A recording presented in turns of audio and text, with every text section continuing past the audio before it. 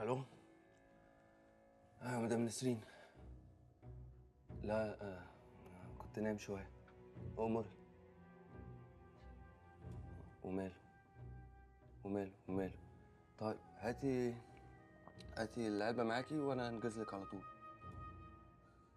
لا خوف ايه، كان زمان بقى. دلوقتي لو عايزاني انفذ لك كل يوم انا تحت امرك.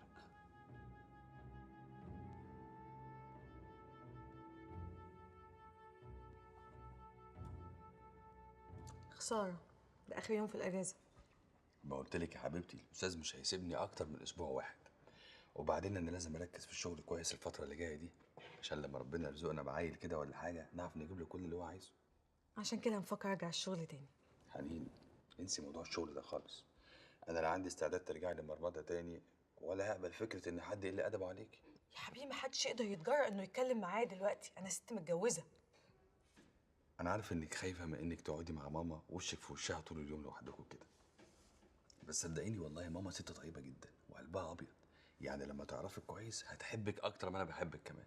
والله مش ده السبب خالص، أنا بس صعبان عليا إنك تشيل الحمل كله لوحدك، إنها مامتك أخدمها بعناية واستحملها مهما عمل. لا، لو على الحمل بقى ما تقلقيش خالص، جوزك قدها ودود. انما بقى لو على ماما فدي حاجه في ايديك انت بصراحه. في إيديا أنا؟ اه، ماما راجعه النهارده من عند خالتي، طبعا زمان خالتي بسم الله ما شاء الله شحنتها لغايه لما شبعت، فيعني بس ايه نسيسها شويه الفتره اللي جايه دي. حاضر يا حبيبي، أنا عارفة خالتك قد إيه صاحبة واجب. معلش. أنا عذراها بصراحة، أي أم تتمنى إنك تكون جوز بنتها، تخيل بقى لما تبقى خالتك كمان. بس طيبه والله. لا طبعا طيبة جدا. أنا أنسى هي عملت إيه في أشرف يوم الفرح. وده كمان موضوع مهم عايزين نخلصه دلوقتي مع بعض. موضوع إيه؟ اشرف. ماله يا حبيبي؟ أشرف ده أخويا.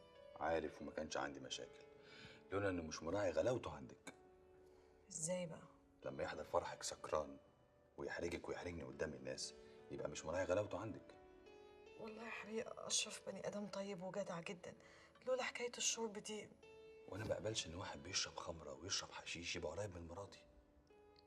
أنا آسفة يا نادر، معلش. حنين، انا عزمته على الفرح رغم انك كنت حكي لي كل حاجه عنه، بس لحد كده وكفايه. انا عايزك تنسي كل اللي فات، تعتبريني اخوكي وصاحبك وحبيبك وجوزك وكل حاجه ليكي في الدنيا. تهيألي بقى وانا جنبك مش هتبقي محتاجه لحد تاني، ولا ايه؟ انا جيت لكم بدري اهو عشان نقعد ونتكلم براحتنا. واحنا تحت امرك يا استاذه.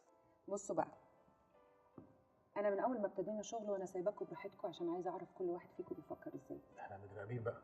ايوه يا سامح، عندك مانع؟ اللي عايزه اقوله لكم ان نجاح اي برنامج في الدنيا معتمد على فريق الاعداد، مش على اللي بيقدم البرنامج. يعني انتوا في ايديكم تنجحوني او تغرقوني.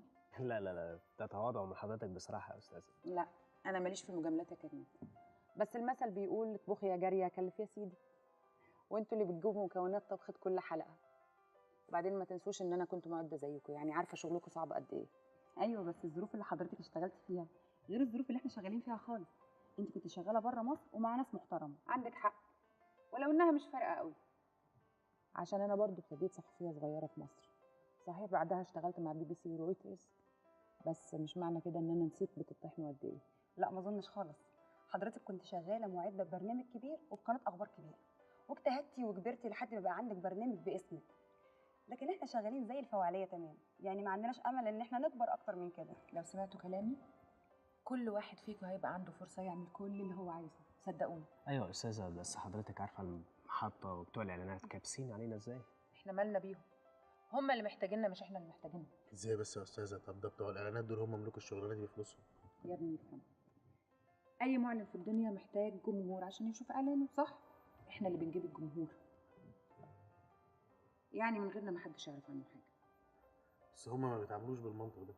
هم يتعاملوا بالمنطق اللي هم عايزينه، احنا في الاخر نقدم حاجه حقيقيه ومختلفه وجديده للناس وهنوصل لهم، وساعتها اكبر معلن في مصر هيجري ورانا. الحمد لله على السلامة يا نادر. الله يسلم سعادتك. يا ترى العروسة رصيدك الشغل ولا جاي جاهز؟ احنا عندنا شغل كتير. انا تحت امر حضرتك.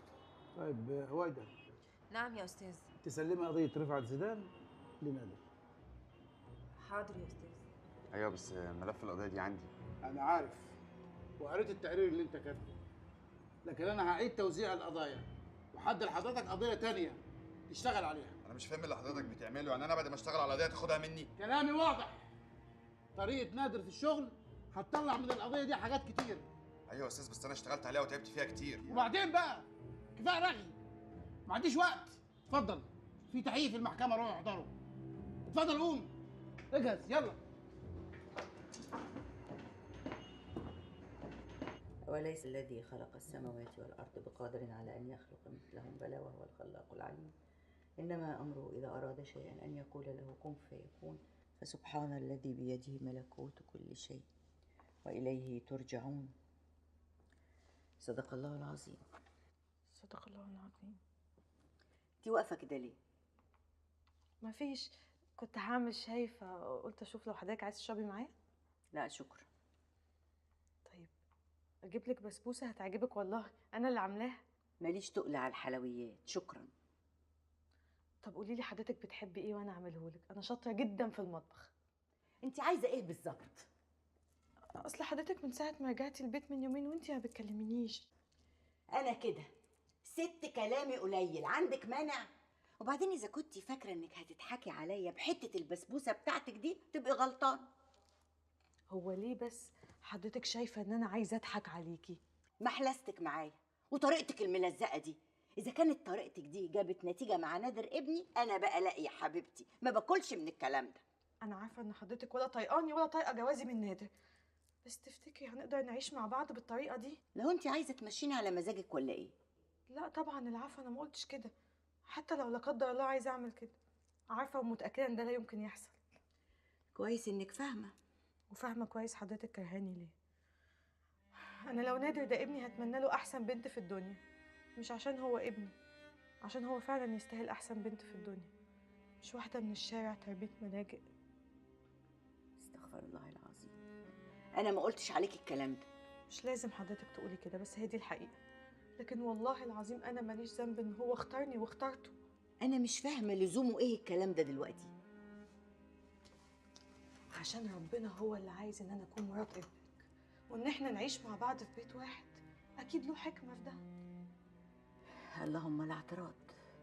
خلينا بس ندور على حاجه واحده تجمعنا. حاجة إيه دي بقى إن شاء الله؟ نادر، حضرتك وانا اكتر اتنين بيحبوا نادر في الدنيا، وافتكر ده كفايه انه يجمعنا ولا ايه؟ لو أنت عايزة تساوي حبي لنادر ابني زي حبك ليه؟ لا انا ما قلتش كده، بس ربنا وحده اللي عالم انا بحب نادر قد ايه. ده كفايه ان ربنا عوضني بيه بعد الهم اللي انا شفته في حياتي، وكل اللي انا بتمناه اشوفه اسعد واحد في الدنيا. افتكر ده سبب كفايه انك تستحمليني شويه او حتى تفتحي لي قلبك بس. يوه، وبعدين معاكي بقى. طب خلاص هقولك على حاجه، احكمي عليا من عيشتي مع نادر، لو لقيتيني بتقي ربنا فيه خلاص، لو عملت اي حاجه تضايقه اعملي فيها اللي انت عايزاه. قلتي ايه؟ قلت لا إله إلا الله. سيدنا محمد رسول الله، يعني اتفقنا؟ بلاش خوت الدماغ بقى يا بنت انت. قومي دوقيني البسبوسه اللي بتقولي عملتيها حلوه دي، اما اشوفك فالحه في عمايلها ولا محتاجه اعلم فيكي. ربنا يخليكي لينا يا ماما.